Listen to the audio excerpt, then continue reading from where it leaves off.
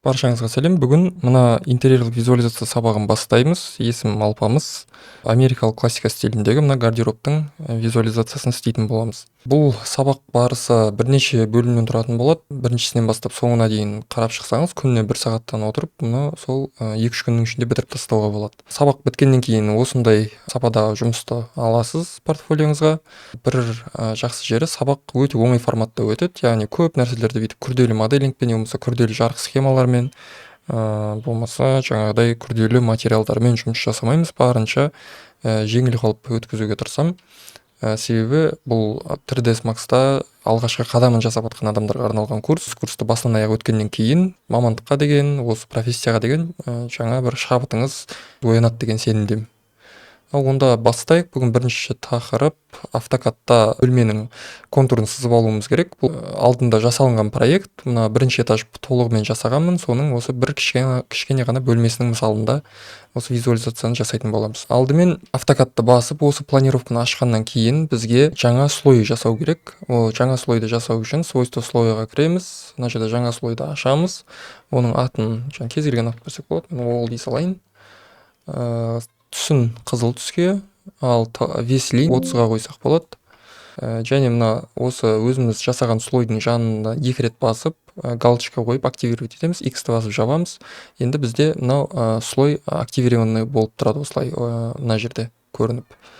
Енді полилиниямен өзімізге керекті қабырғаның контурын сызып алу керек. Контур ішкі және сыртқы болып бөлінеді. Бірінші ішкі контурын сызып бастаймыз. Бір бұрыштан бастаймыз дағыны, жаймен осылай кете береміз. Так, алдымен егер сіз автокадты бірінші рет ашып тұрған болсаңыз, сізде настройкалар дұрыс болмауы мүмкін. Ең алдымен жасайтын нәрсеміз ол привязка. Привязканы мына жерден қосады. Себебі мен былай сызып жатқан кезде мына 4 бұрыштар шығып жатыр ғой. Осылай шығып біз мынандай бұрыштарға қиылысқан жерлеріне линиялардың привязка жасай алуымыз үшін. Ол үшін біз мына жердегі привязканы қосамыз, немесе F3 деген батырманы бассақ болады. Соны басқан кезде оны қосып өшіретін горячий клавиша. Қосқаннан кейін егер пересечениелерге дұрыс привязка болмай жатса, мына жерге кіреміз, стрелканы басамыз, параметр объектной привязки дегенді басамыз, и выбрать все деп барлығына галочка қойып шығамыз. Сосын мына екеуін ғана алып тастайсақ болады. Себебі мына екеуі негіз көбіне кедергі жасайды. Нақты қиылысқан жерлерге емес, оның жанына привязка жасап кетуі мүмкін. Сол үшін осы екеуін алып тастаймыз. Окейді басамыз.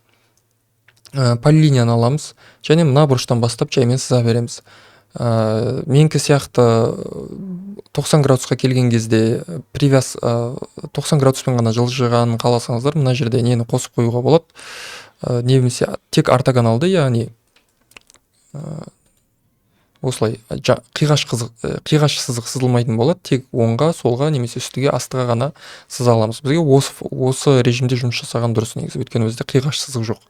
Полилинияны аламыз, қабырғаның осы бұрышынан бастаймыз дағыны, оңға қарай жүреміз, астыға, яғни ішкі қабырғаның контурын сызамыз. Ішкі қабырғаның контурын сызып жатқан кезде, жалпы қабырғаның контурын сызып жатқан кезде, есік, терезе сияқты проемдарға да нүкте қалдырып кетеміз. Мына жерге, енді ішкі қабырғаны осылай сызып кете береміз. Терезеге де терезенің проемына да нүкте қалдырып кетеміз, және қосамыз бірінші бастаған жерімізге. Пробел немесе Enter'ды басамыз, сонымен бітіреміз операцияны. Енді сыртқы қабырғаның контурын сызу керек. Сыртқы қабырғаның контурын мұнамен былай сызып шықсақ та болады. Негізі разница жоқ. Былай тіке өткізіп жіберсек те болады. Сыртқы қабырға бізге қазір маңызды емес қатты. Өйткені біз қазір сыртын жасамаймыз. Мына жерден бастай берейін. Мына терезенің 2 нүктесіне. Енді бізге мына жермен бірдей болатындай етіп, мына жерде линияны тоқтату керек. Оны қалай істейміз деген кезде, біз өзіміз, мысалы, мына жермен бірдей қылғымыз келеді ғой, осы жерге мышканы апарамыз. Мышканы апарған кезде мына осылай привязка болады. Бірақ мышканы баспаймыз, жай ғана ұстап тұрамыз уақытша. Одан кейін солға қарай жылжытқан кезде бізде мына пункттеріне линия пайда болады. Осымен бірдей болып тұр деген. Және мынандай X крестик пайда болады. Сол жерге басамыз, мышканы бір рет, сосын осылай қарай кете береміз. Мына линиямен жүргізсек те болады, немесе тіке жүргізіп өтіп кетсек те болады. Осылай қоямыз, және есіктің проемына нүктелер қоямыз. Егер қисық немесе қате басып жүрсеңіз, Ctrl-Z кнопкасын басып артқа қарай қайтарсаңыз болады. Осылай сыртқы контурын сызып шығамыз дағыны, бастапқы қойған нүктемізге апарып операцияны бітіреміз, Enter'ды басып. Осымен біздің контурымыз дайын. Екі линиямызды таңдаймыз. Так, бірінші мына жерде плюсті басып жаңа чертеж ашып аламыз. Мына жерде екі линияны таңдаймыз. Өзіміз дәл қазір жасаған Ctrl-C, не болмаса мышканың оң жағын басып копировать выбранное десек болады. Сосын мына жаққа қарай өтеміз де Ctrl-V немесе вставить деген батырмамен мына планымызды қоямыз. Планды қойғаннан кейін біз бұны сақтауымыз керек. Мен рабочий столға сақтай берейін. План 1 дей салайын.